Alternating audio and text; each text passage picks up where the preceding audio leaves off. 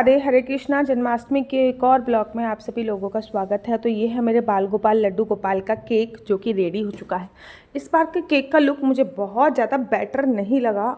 Last time जो मैंने cake लिया था ना, वो बहुत ही अच्छा था। बट एवर, अब जो भी बाकी बिहारी जी की मर्जी, जैसा आया वो सब कुछ शर्माते हैं।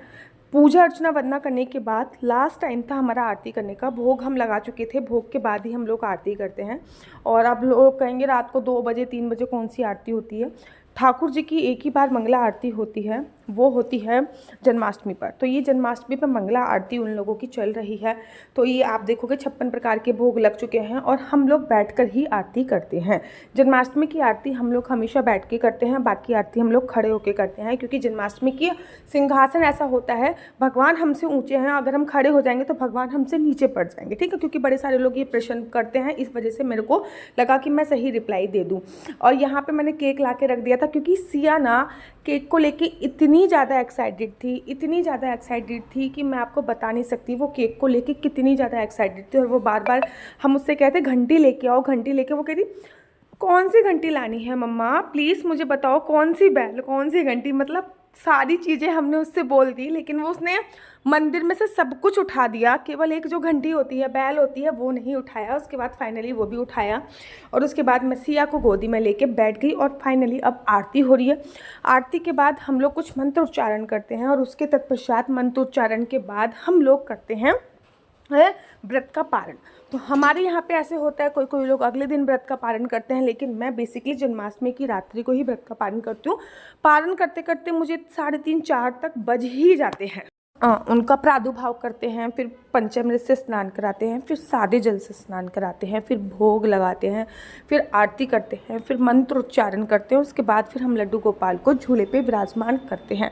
उसके बाद हमारा प्रोसीजर होता है केक कटिंग का।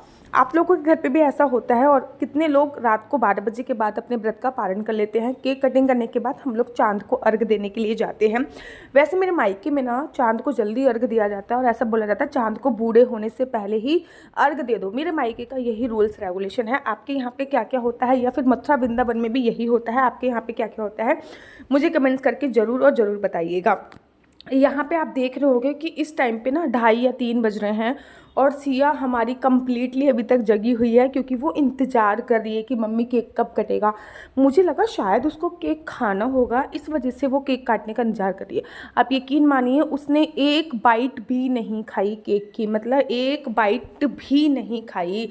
पहले मेरे हस्बैंड ने आरती करी, फिर मैंने आरती करी, और फिर हमारी सिया ने भी आरती करी, क्योंकि वो मुझसे मांगने लगी कि मम्मा मुझे भी दो, मुझे भी दो। उसके बाद सिया ने भी आरती करी।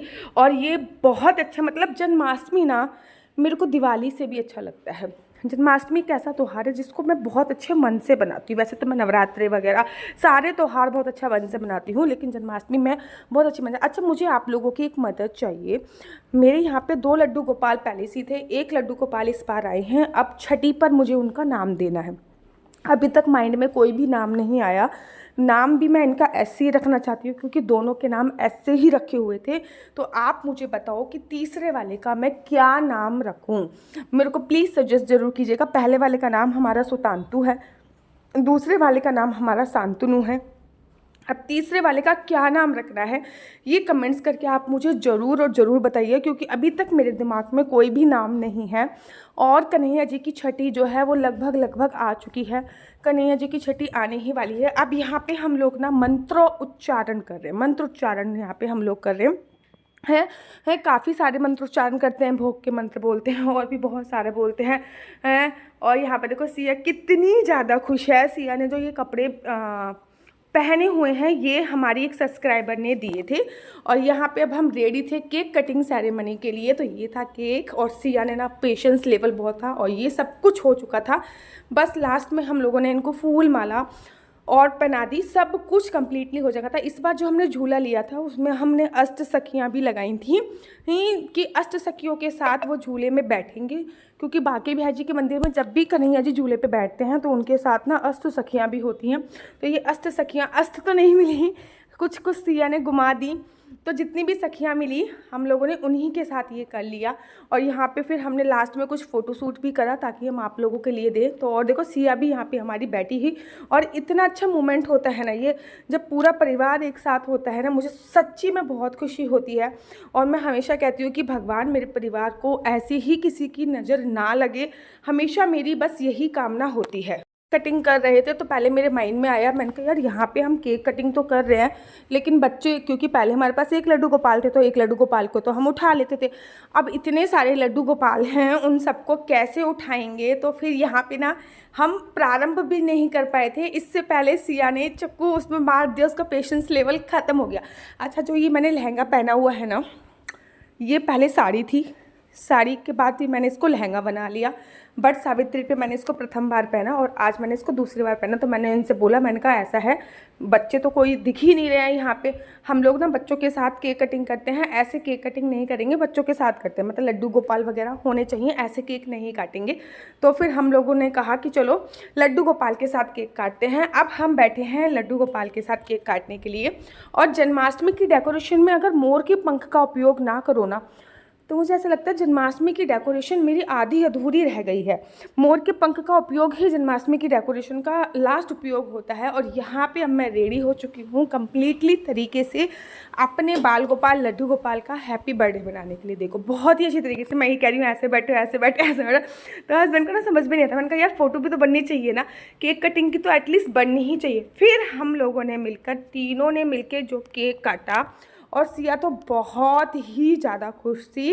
और लेकिन ना अब मैंने थोड़ी देर बाद ना सिया को भेज दिया बाहर, मैंने कहा बाहर जाओ और पहले एक कटोरी लेके आओ, पहले भैया खाएगा फिर आप खाइएगा।